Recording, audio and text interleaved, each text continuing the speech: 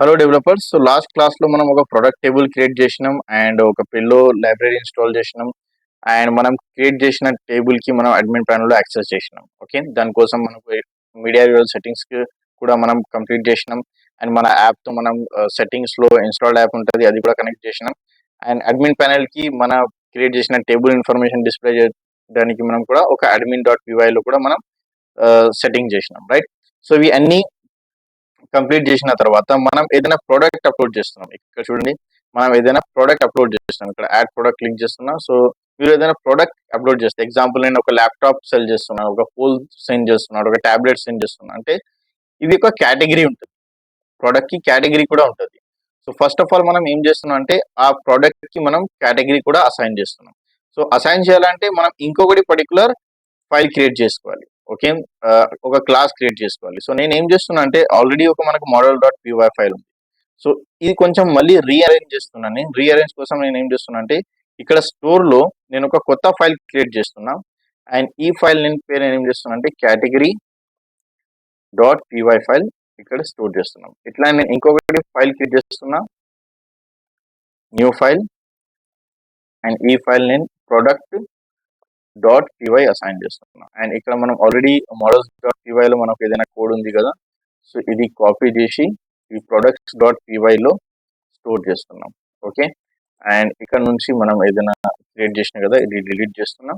And సిమిలర్గా category ఫైల్లో కూడా సేమ్ ఇట్లానే మనం ఒక క్లాస్ క్రియేట్ చేయాలి. ఓకే, సో ఒక క్లాస్ క్రియేట్ చేస్తున్న కేటగిరీ అండ్ సిమిలర్గా మనకు ఇక్కడ model మనం పాస్ చేయాలి. పాస్ చేసిన తర్వాత కేటగిరీలో ఏం స్టోర్ చేస్తున్నాం, జస్ట్ నేను ఒక నేమ్ స్టోర్ చేస్తున్నా and name models dot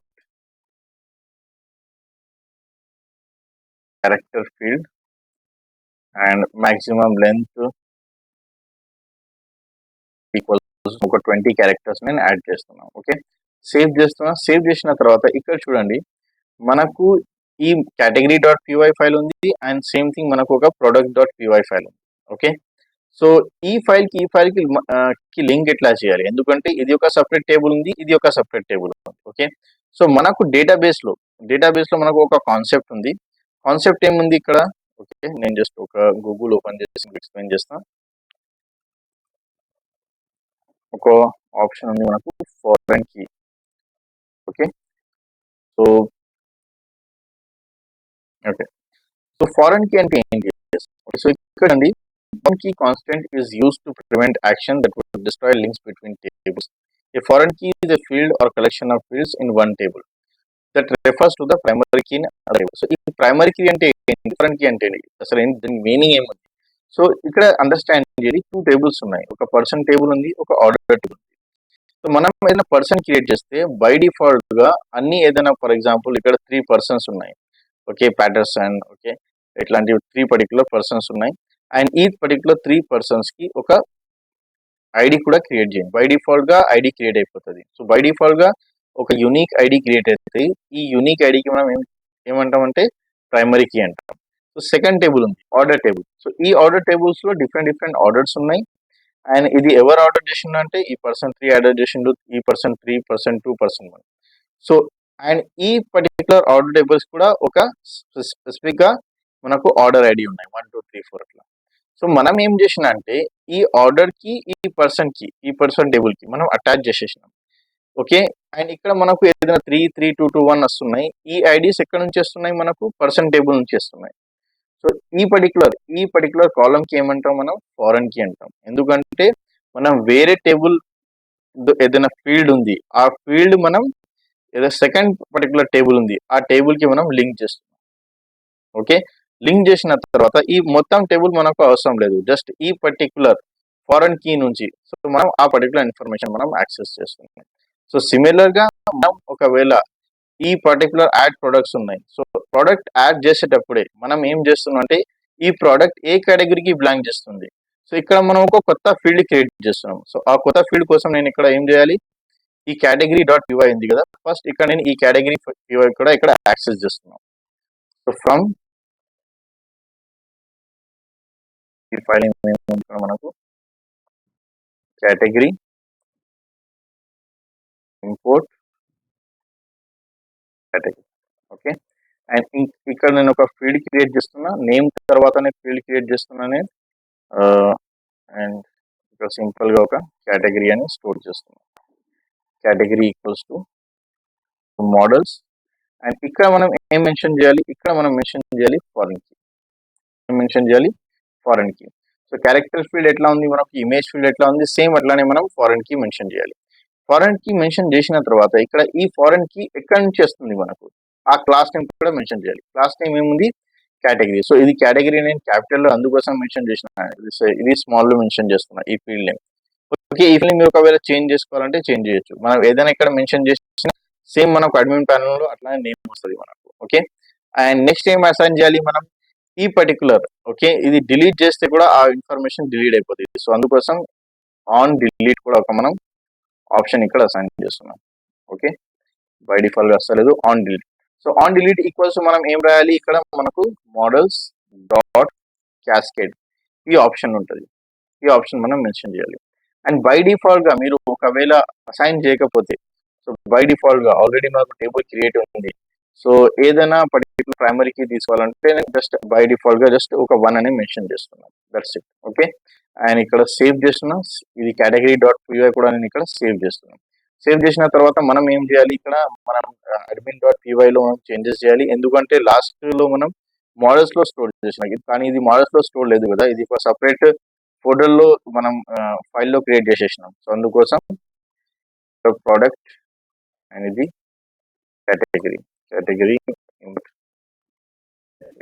okay, and ఈ కేటగిరీ కూడా ఇక్కడ నేను రిజిస్టర్ చేస్తున్నా, admin dot site dot register. And ఇక్కడ మనకు కేటగిరీ వచ్చేస్తుంది.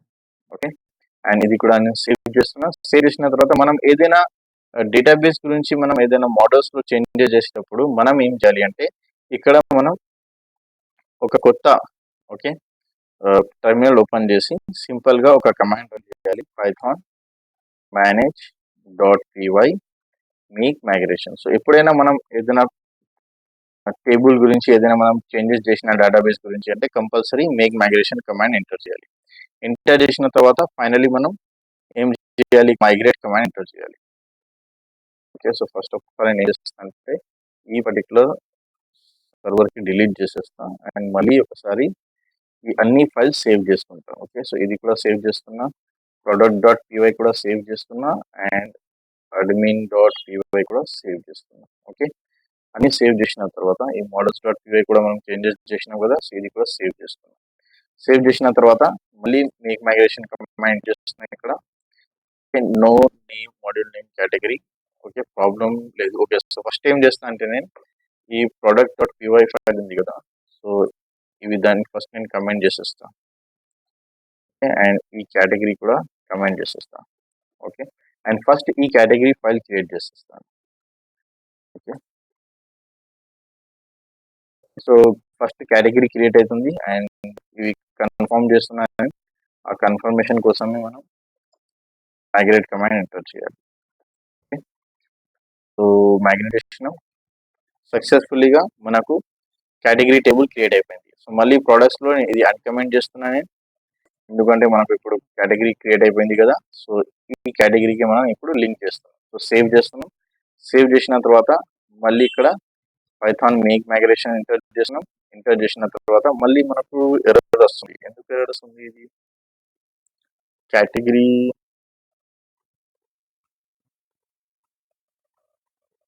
ఓకే ఇది సేమ్ ఫోల్డర్ లో ఉంది కదా, సో అందుకోసం మనం ఇక్కడ డాట్ మెన్షన్ చేయాలి. ఓకే, అండ్ అడ్మిన్ డాట్ పీవైలో కూడా ఓకే మనం ఆల్రెడీ మెన్షన్ చేసినాం కదా, ఓకే ప్రాబ్లం లేదు. ఓకే, సో అదే సేవ్ చేస్తున్నా. సేవ్ చేసిన తర్వాత మళ్ళీ రన్ చేస్తాం and make migration. Okay, and one position foreign key. Okay, so ఇక్కడ మనకు ఏదైనా మిస్సింగ్ ఉంది, ఏం మిస్సింగ్ ఉంది ఇక్కడ మనకు చెక్ చేద్దాం.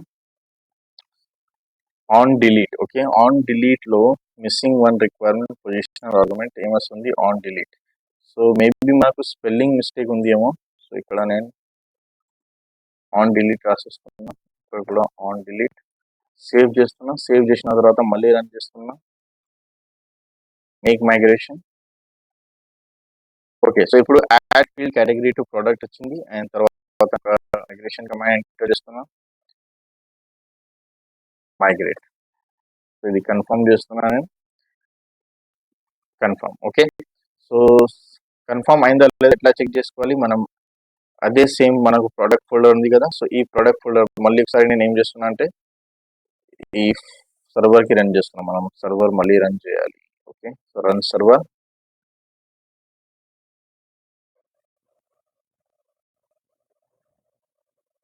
ఓకే, సో ఈ సర్వర్ రన్ చేసిన తర్వాత మళ్ళీ ఇక్కడ నేను సింపుల్గా స్లాష్ అడ్మిన్, అండ్ ఇక్కడ మనకు చూడండి 2 ఆప్షన్స్ వచ్చేసింది, కేటగిరీస్ అండ్ ప్రొడక్ట్స్. ఈ కేటగిరీ క్లిక్ చేస్తే మనకు కూడా కేటగిరీస్ వస్తున్నాయి. అండ్ ఇదే సేమ్ ఫర్ ఎగ్జాంపుల్ నేను ఒక మొబైల్ కేటగిరీ యాడ్ చేసిన, save and add another. And మళ్ళీ ఒక ల్యాప్టాప్ అని క్రియేట్ చేస్తున్నా, సేవ్ యాడ్ అనదర్. అండ్ ఒక ట్యాబ్లెట్ కూడా మొబైల్.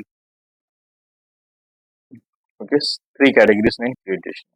సో ఇక్కడ చూడండి 3 ఆబ్జెక్ట్ క్రియేట్ అయిపోయింది. అండ్ ఇక్కడ నేను ప్రోడక్ట్కి క్లిక్ చేస్తే, యాడ్ ప్రోడక్ట్కి క్లిక్ చేస్తే ఇక్కడ మనకు కేటగిరీస్ వస్తున్నాయి. First category, second category, third object.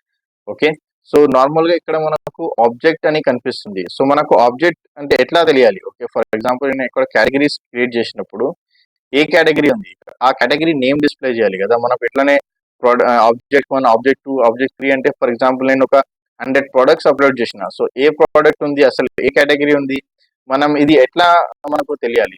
So ఆ పర్టికులర్ ఇన్ఫర్మేషన్ కోసం మనం కొన్ని చేంజెస్ చేయాలి. సో ఆ చేంజెస్ మనం నెక్స్ట్ క్లాస్లో చేద్దాం. ఓకే, సో ఈ క్లాస్లో జస్ట్ ఇక్కడ దాకా ప్రాక్టీస్ చేయండి. ఏదైనా డౌట్ ఉంటే, క్వశ్చన్స్ ఉంటే నాకు కమెంట్ చేయండి. Okay, so that's it for today.